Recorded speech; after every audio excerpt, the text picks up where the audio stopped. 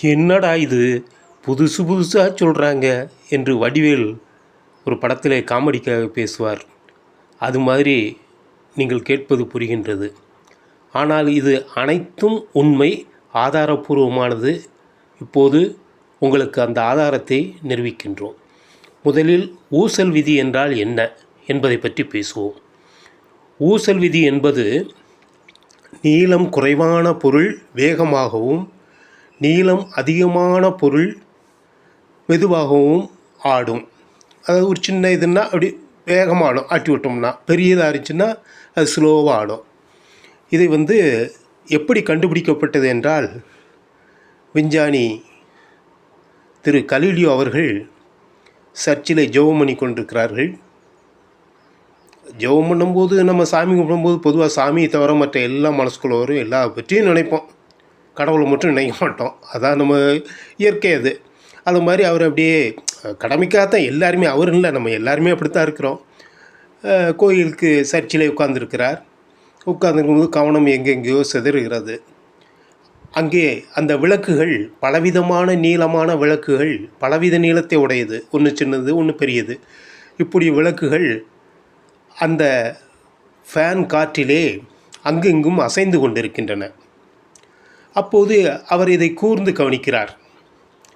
நீளமாக இருக்கின்ற விளக்குகள் மெதுவாகவும், சின்ன அளவிலே குறைவான அளவிலே இருக்கின்ற விளக்குகள் மிக அதிக வேகத்திலும் ஆடிக்கொண்டிருக்கின்றன. இதை கண்டபின்தான் அவருக்கு இந்த விதி உருவானது. அதாவது நீளமான பொருள் மெதுவாகவும், நீளம் குறைந்த பொருள் வேகமாகவும் ஆடும் என்ற இந்த ஊசல் விதியை கண்டுபிடித்தார். இது உலகெங்கும் பெரிய பரபரப்பையும், ஒரு சிறந்த விதி, விஞ்ஞானத்தில் சிறந்த விதிகள் கண்டுபிடிக்கும் பொழுது அது பெரிய அளவிலே பேசப்படும். அந்த அளவிலே இந்த விதி பெரிய அளவில் பேசப்பட்டது. இது இன்றும் நமது பௌதிகத்தில் படித்து கொண்டு தான் இருக்கின்றோம். ஆனால் இந்த விதி ஏற்கனவே ஒரு தமிழ் கிழவனால் கண்டுபிடிக்கப்பட்டது என்பதை சொன்னால் உங்களால் நம்ப முடிகிறதா? அதைத்தான் இங்கே நாம் பேசப்போகின்றோம். சிவபுராணத்திலே ஒரு காட்சி. ஊஞ்சலிலே பார்வதி அமர்ந்திருக்கிறார். பராசக்தி ஊஞ்சலிலே அமர்ந்திருக்கிறார். இருபுறமும் அந்த ஊஞ்சலை கலைமகளும் அலைமகளும், அதாவது சரஸ்வதியும் லட்சுமியும் இந்த புறம் ஒரு புறமும் அந்த புறம் ஒரு புறமும் இருந்த அந்த ஊஞ்சலை ஆட்டுகிறார்கள். ஆட்டிக்கொண்டிருக்கும் பொழுது இருவரும் கவனிக்கிறார்கள், ஊஞ்சல் ஆடுகின்றது. ஆனால் பார்வதி காதிலே அணிந்திருக்கின்ற அந்த குண்டலம் அது இதைவிட வேகமாக ஆடுகின்றது. உடனே இவர்கள் இருவரும் அந்த குண்டலத்தின் வேகத்தை விட இந்த ஊஞ்சலின் வேகத்தை அதிக அளவில் வேகமாக ஆட்ட வேண்டும் என்று இன்னும் வேகமாக ஆட்டுகிறார்கள். அந்த குண்டலம் அதைவிட வேகமாக ஆட்டுகின்றது. அங்கே புலவர் எழுதுகிறார், இவர்களுடைய அறியாமையை நினைத்து பார்வதி சிரிக்கின்றாளாம். பராசக்தி இவர்களுடைய அறியாமையை நினைத்து சிரிக்கின்றார்களாம்.